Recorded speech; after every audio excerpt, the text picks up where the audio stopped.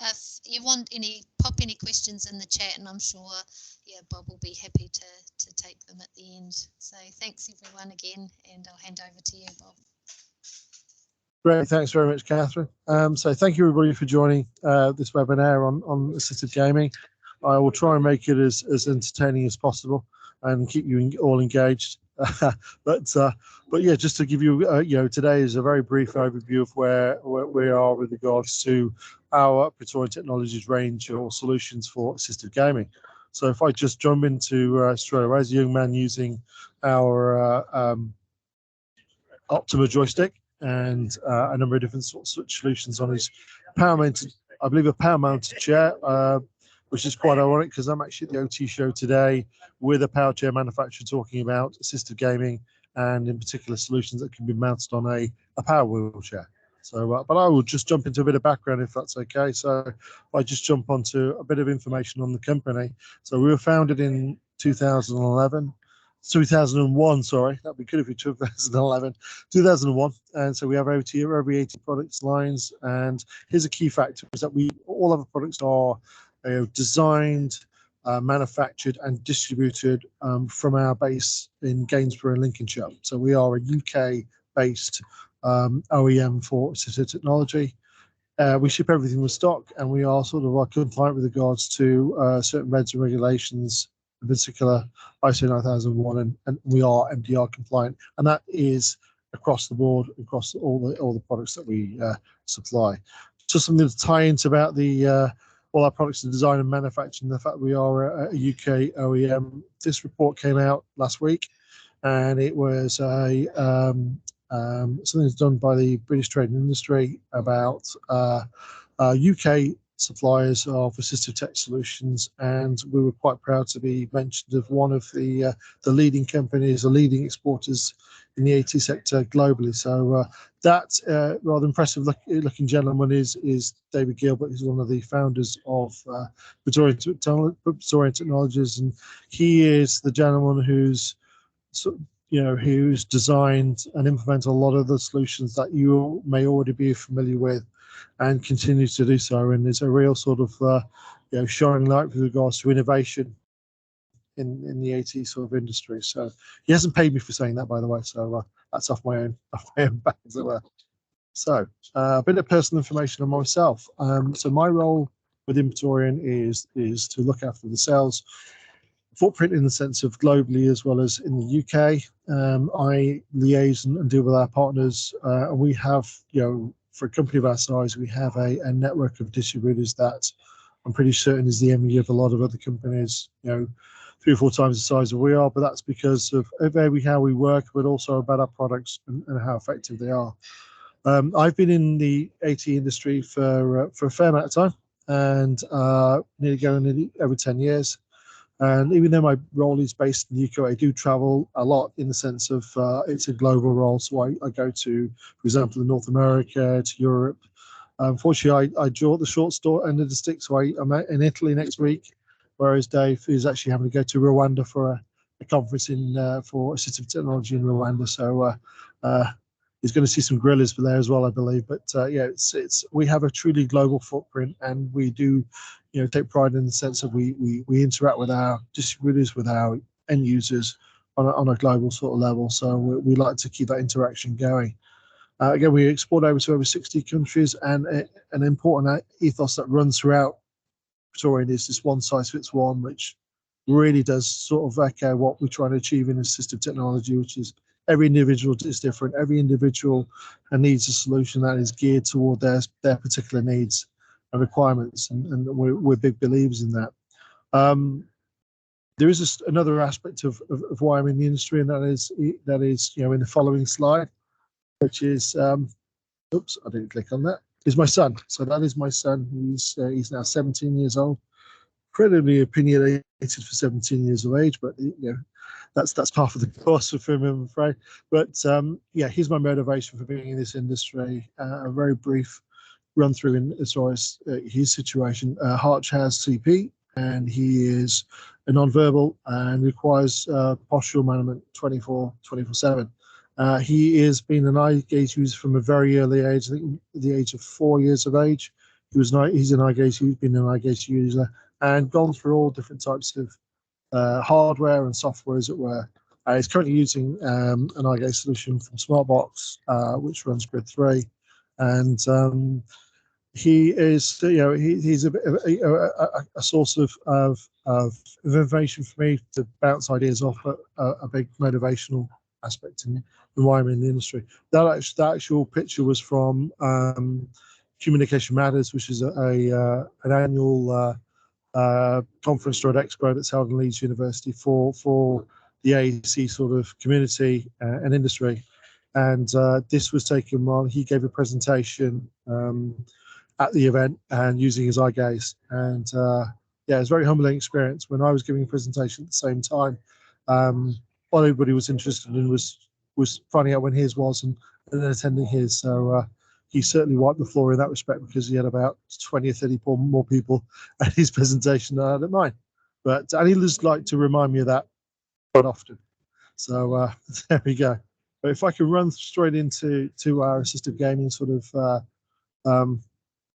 products, why is always a good question. I've been asked this a lot today and yesterday, in particular at the OT show, and I think there are really good, valuable reasons and justifiable reasons. I think again, sense of purpose is key for individuals that feel isolated, especially over the last 18 months, 2 years, with what we've all sort of had to encounter.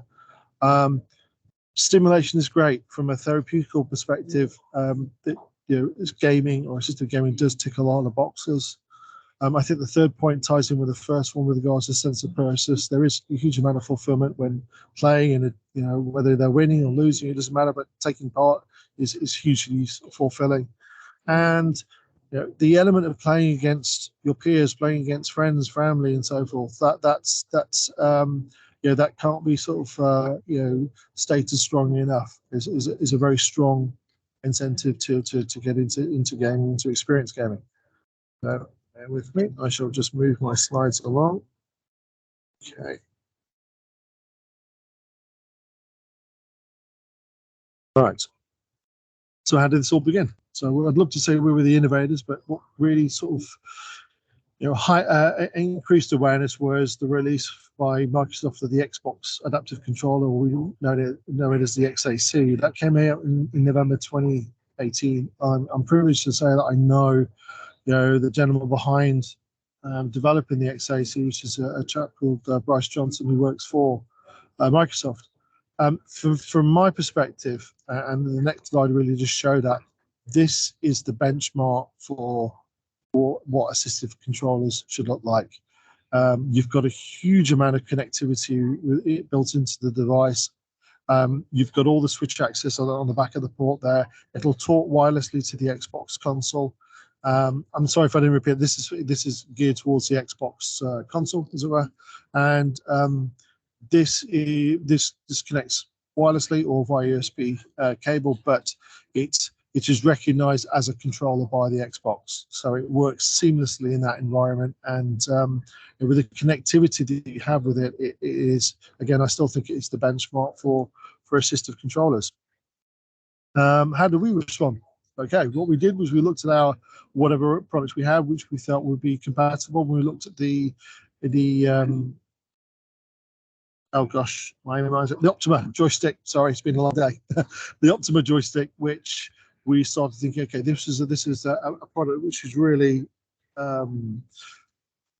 it ticks a lot of boxes in that respect. Let's look at how we can utilize that in a gaming solution. So we've actually built in a gaming functionality into the joystick, so you can switch quite seamlessly from a mouse control to gaming, which I think is great for individuals that want to have the best of both, as it were, from one device. So you don't need to invest in an additional specific gaming joystick. Your Optima joystick will enable you to switch between both modes quite easily, and it's optimized to use not only with the Xbox but with PC gaming, and also the Nintendo solution, which I'll come on to shortly. Just tripped ahead of myself. Apologize. This is a great graphic because it really does show what assistive gaming is all about. You might recall previous images they were just out of the XAC, all nice, nothing else connected to it. This is reality of assistive gaming is that aesthetically, it's quite messy, but that configuration, the aesthetics aren't really important. It's the functionality. And I've learned as I'm not a gamer, as I'm building my awareness to how gaming works. A gaming setup or a gaming rig is very personalized, very tailored to that individual. So aesthetics are really quite secondary. It's all about function. And I think this is a great illustration there of you've got two joysticks there connected to the XAC. I'm assuming one would control the movement, as it were. The other one on the opposite side will control the view as we walk around the game. And then you've got activation of various sort of functions by the switches. So yeah, great graphic. That's really representative. An important thing there is that you'll notice in the top left corner it says designed for Xbox. So all of our devices that are compatible with the Xbox have been tested by Microsoft, and they have approved us to use this label on all our packaging, and product information. So it's clearly states is designed for Xbox. That's more important now than ever because of recent developments with regards to Microsoft pulling support for third-party controllers. That's not an issue with the Pretorian solutions that we provide. They are all still compatible and will work within the Xbox ecosystem. There's another joystick, which is the Ultra Joystick, which again combines the mouse and gaming aspect. It's something that we're aware of. It's something that we are bringing out into more of our mouse alternative solutions. So, for example, our Simply Works joystick also has now gaming capability built into that as well. And we are looking at bringing that into other products as we move forward. So please bear with us on that. We're trying to make sure that we can offer these this options across a number of our mouse alternatives. As a young chap again, quite happy to playing with the Optima joystick.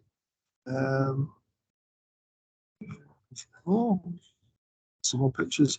There's the same chap. Now the gentleman in the foreground, that is a good friend of mine, as Julian, and he works or has a charity called Everyone Can, based just outside Manchester. And what they do, which is really cool, they have an experience center where you can come along as a family or an individual and try different gaming solutions out at no cost, and then just see what system works for you. So it's a great service that Julian and the team at Everyone Can provide, and I certainly would definitely look him up online and reach out to them if it's something you want to try, if there is a gaming solution that you or someone who would like to join the assistive gaming aspect. There's another picture of a young man playing, I believe, FIFA, using again the Optima joystick with the XAC, and you can see it's linked to the Xbox, which is on the far right-hand side. And you can see there's a normal controller on the table as well. I'll come to how that can work really well with regard to assistive gaming, a little further on, as it were. Great topic was something that we approached about 2 years ago, or over 2 years ago, at a trade show. Was someone came up to our stand and said, "Look, I am an iGaze user. I want to get into gaming. I was told that you were the people to speak to.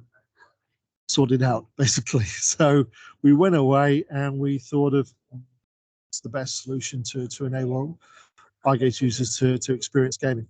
And we came across, we thought of a product called what we should now call Game On, and I'll explain how that works in the sense of.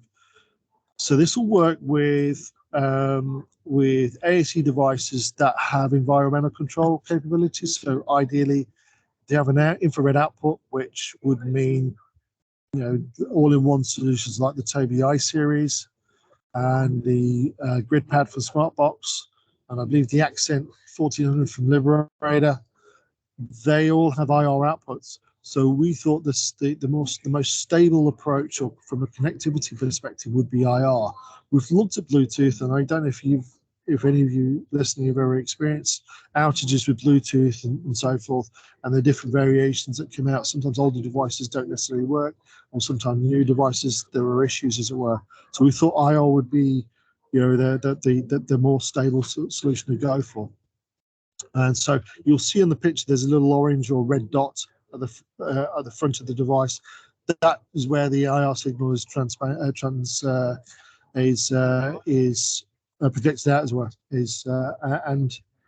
What that does is that it turns the IR into a gaming data for the Xbox. So what normally happens with this configuration, which I think is mentioned in the next slide, but you forgive me if it's not. Yes, there we are.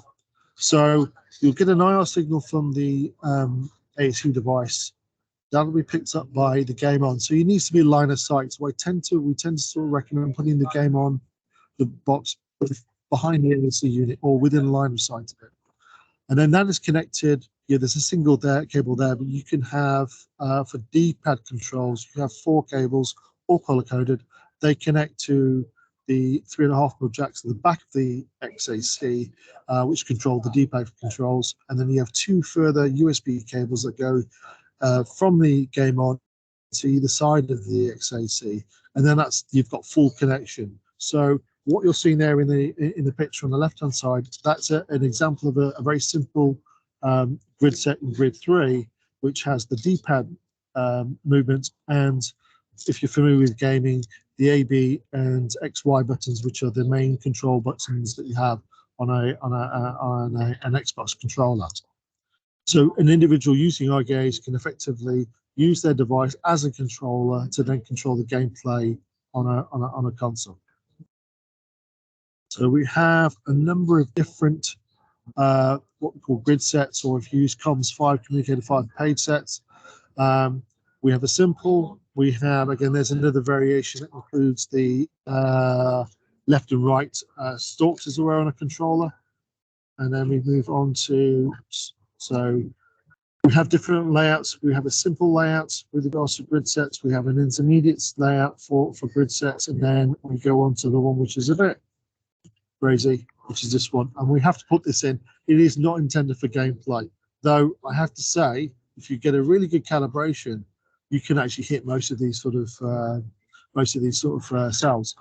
What this is for is, and again, if you're familiar, and I know I'm using the term grid sets, but this is applicable to individuals that use COMS5 or whatever the options are on the Accent, is this is just geared towards you essentially using this as a template, and then you create your own grid set based on the game that you're wanting to play. So whether you want a lot of movement or you want to just key functionality like accelerator or hold the accelerator or brake or fire or shoot or aim, you have all of that aspect built into this one grid set, or in another case, page set.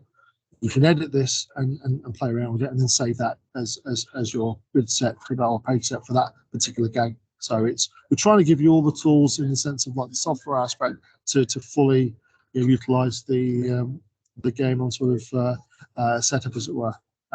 Just to go into a bit more detail with regards to sort of the functionality you've got things like timed hold, momentary hold, you've got the latching aspect as well, double click. Rapid fire is our interpretation of rapid fire, but all of these aspects can be edited and can be changed depending on the abilities of the individual that is going to be accessing the game on.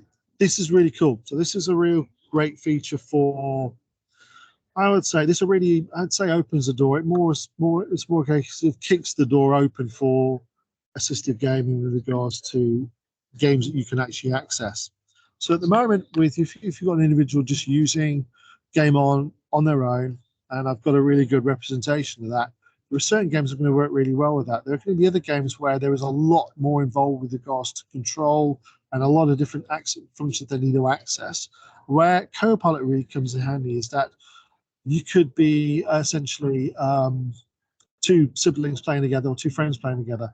One is using a conventional gaming controller, and they can do a lot of the major functions and the complicated functions, whereas the individuals using the eye gaze could be just selecting shooting or accelerator, but they are still engaged in the gameplay, which I think is a really, really powerful thing to have, in the sense of rather than just sitting to one side watching gameplay, they're actually still involved in the gameplay itself. And we've had examples here coming today where individuals, have not been too keen on Copilot, and then they've started to game and then realize that they can actually access more complicated gameplay with using this way of this approach. And for example, I've had someone today talk to me about Harry Potter Legacy, which is a new game that's come out, and how they've really enjoyed playing that with their sister, and the sister's been doing the main movements, and they're just doing the key movements, as it were, on their eye gaze. So it's really empowering and really a great way to access gaming as such, and any gaming game in that respect. That's my good friend John Little. Believe it or not, that's his best side, and he's with Toby Dynavox, and him and I were involved in a disability expo earlier in the summer, and we had a number of different setups with regards to PC gaming, eye gaze, from Xbox, Nintendo, and so forth. And he's utilising a Toby Dynavox solution, iSeries, to access a very old retro sort of gaming solution. And that configuration is what we tend to sort of recommend, where you've got a screen, a monitor above where the device is, and the device is at eye level. So rolling it side to side above where the device is mounted is really good and really easy to sort of navigate between gameplay and watching the game as it sort of transpires. So that is a really good configuration that we tend to sort of recommend. I'll get onto mounting, which is incredibly important a little bit later on. There's an image that I put up, which I made a mistake of putting it on my social media feed on a Sunday afternoon, and my social media blew up. That is my son, and in the far left-hand corner, that's his friend Will, and they are playing Minecraft. This is not Copilot. This, and again, it's very difficult to see, the main TV that's in the background, that is a split screen. So they're actually playing against each other. So there is such as he's actually in a grid set for Minecraft and playing against Will. And that's everything that we're aspiring to do. That is what we are trying to do as a manufacturer, as someone in the industry, from a personal perspective as well as professional. That's what we're aiming for. That is what we're going for, to give the individuals the ability to game with their friends, with their peers, in person, online, and to experience the whole aspect of game. So that's, again, a very powerful image. But obviously it's my son, so it's always going to be, but it's what we are as a company and what we're aspiring to help realize and help people achieve. So yeah, really powerful image, and something that we're really keen to sort of make more and more people experience. And that blew up on my station, where people are asking me, what is the solution? Where can I get it from? How does it work? So I made a rod for my own back in that respect. So we've talked about Xbox, we've talked about Game On. Now we're looking at Nintendo Switch, which is, again, this is the Flex controller. I'm very wary of the time, so I'm going to try and get through this as quickly as possible. Again, very similar to the Xbox, an adaptive controller. We don't actually manufacture this. One of our Japanese distributors do, and we are the international distributors. It will only support some joysticks, but will support both of ours with the Optima and Ultra Joystick. The great thing about this particular device, it also supports eye gaze. At the moment, only the Toby Dynavox solution. So if you've got an eye gaze user that uses Toby Dynavox, an iSeries or an PCI Go with an IR receiver, as it were, they can access both the Game On and the Flex controller with eye gaze. So they can have experience Xbox with Game On, and they can experience Nintendo Switch with the Flex controller. And that was a young lady who was using the Flex controller with a joystick to play Mario Kart. And that's what I've been demoing here at the OT show past 2 days. And the response has been, incredible. People who just, didn't realize that these solutions were available. When they saw how easy it was to access and to play, they were blown away with it. And I will skip through the videos, but these are two AC users and 80 users using Flex controller. I think it's one Mario Kart, one's playing another Mario game, but it just shows how you can actually use the device as a controller in itself. The way it's set out, the way it's laid out, the buttons are pretty nicely spaced apart, so you can access them quite easy. But if you need switch access, you just plug the switches in and they work straight away. Okay, that's going to play, and that's playing as well. So just a bit of gameplay there. I think, yeah, she's playing Mario Kart on the left, I think she's playing another Mario game. The individual there is playing another game, as it were. Right. And then closing off, as it were, there's the other option is PC gaming. So we do a solution which is called the Pressure Range for PC gamers. PC gaming is basically where you access the game and navigate the game via the keystrokes on your keyboard. So it's normally WASD, which is W up, A is left, S is down, and D is right. I hope I've got that the right way around. And what we have is the Quester range. So we start with a Quester joystick, which replicates those movements, those keystroke movements, with via a joystick.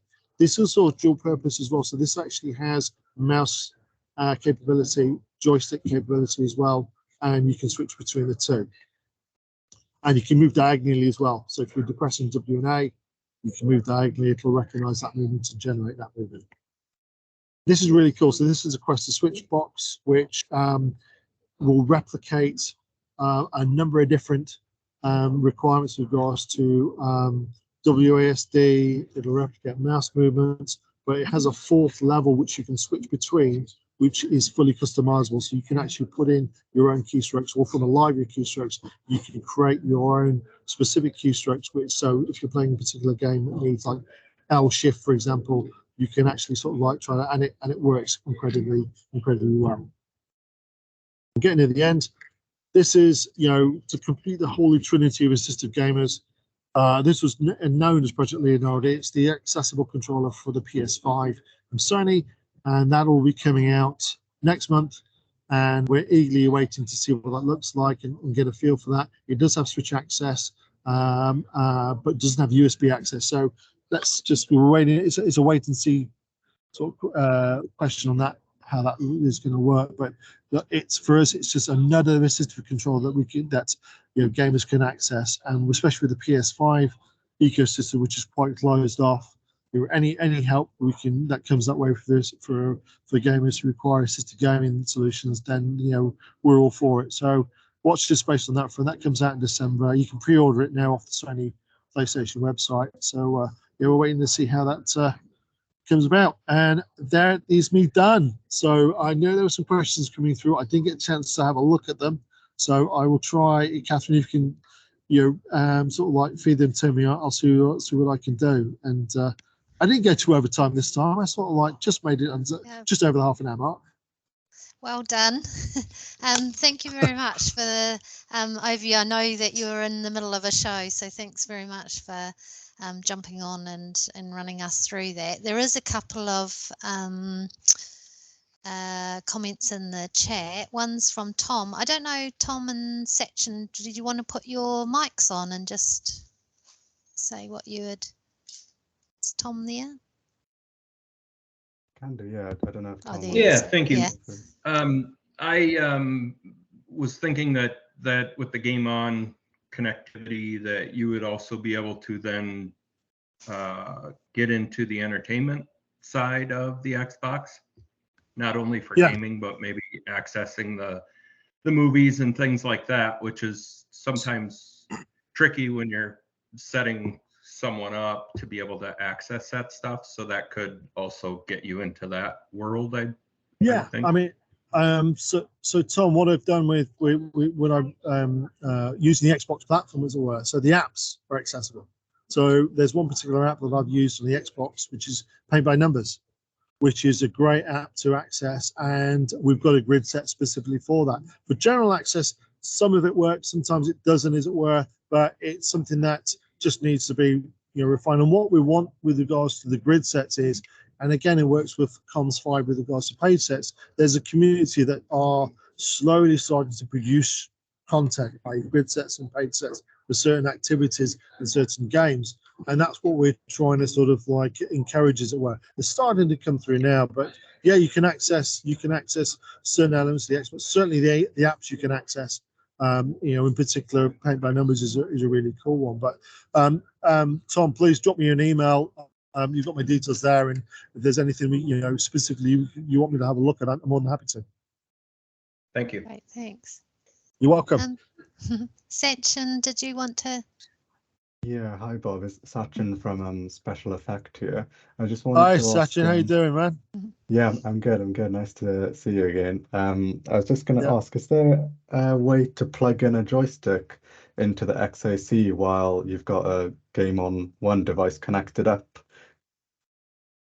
You can take one of the USBs out, because what happens with regards to the XAC and the game on, it just requires one USB. Now I can never remember which one it is. I think it's the left one, but you can in theory pull out the other cap, so you can actually just have one single USB connecting the game on to the XAC. Now, Okay. in theory, that means, I think I know what you're saying, so you can utilize eye gaze as well as, you know, the joystick control. I haven't tried it personally because I'm not really sort of experimented with different sort of scenarios, as it were. But I'll tell you what I'll do. I will give it a go, and you know, I know you. I'll reach out to you, and you know, I'm happy to put it on the group as such as if that works as such. We can select, you know, use your eye gaze to select, or use the joystick to select if there is an option of using both simultaneously. I can't say for sure. I've never tried it, but I'll happy to have a look at it and try it out. Unless you've got a game on and you want to give it a go, let me know. Yeah, we've got one here, but I just assumed you needed both the USB ports plugged in. But yeah, I can have a go. Yeah, so I think it's a left you just need, because that draws the power to power the game on from the XAC. So you can effectively just use your USB to do sort of to actually do gameplay in the sense of just simple functionality. If you want to do a lot more movement, then you need it. Obviously, you'll need the D-pad connection there with the game on and the XAC. But listen, if you've got one, give it a whirl. Let me know. Drop me an email. If that works, great. Thank you.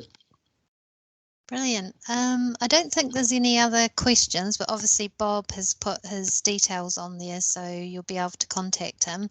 Just also to let you know, CENMAC, we run an annual event called Communication Works, where we have a lot of the companies that provide assistive technology and lots of young people who come along to that event, young people that we support around London, to talk about how they're using assistive technology and share alongside the companies. So I'm sure Bob, I know Bob is coming to the event, but you know, maybe we can focus you haven't something got a on choice, gaming. Catherine. I'm coming. Yeah. I'm coming regardless. Don't worry. You can't. So, I'll be there. yeah, so there's details on our website. It's on the 6th of June in London at Charlton Athletic Football Stadium, and then there's a second event run in Manchester through the ACE Centre, so Communication Works of the North. Both of those are on our website. I'll pop that into the chat as well. But thank you everyone for joining us today. Yeah, that's right. I was just going to put Catherine on the spot now and say, if the general consensus is that you'd like, you know, to go through things in a bit more detail, maybe more of have a, you know, an element where I can actually show you some gameplay, show you some setups in this sort of format. I'm happy to do that if CENMAC are able to sort of like, you know, look at some time further into the calendar. I'm happy to sort of decide some time and set something where you can actually see, you know, and from a live perspective, albeit virtually, you know, various sort of gameplay and setups and so forth. So I'm really happy to do that. My brief is to bang the drum loudly with regards to assistive technology and all the solutions that we do, but in particular assistive technology, assistive gaming is one that's getting a lot of momentum, and I'm happy to sort of like facilitate that in any way I can. So if there's an option of doing that, Catherine, sorry to put you on the spot, but if there is an option of doing that, I'd love to do that. And if people are listening today and taking part, if they think that's a good idea, then great. I'm happy to sort of put something in and and get it booked in the diary. Brilliant. Oh, well, thanks a lot, and thanks everyone for joining us today. Yeah, brilliant. I'm just going to stop the recording now. No worries. Take care, everybody. Thank you. Yeah. Thanks. Thank you.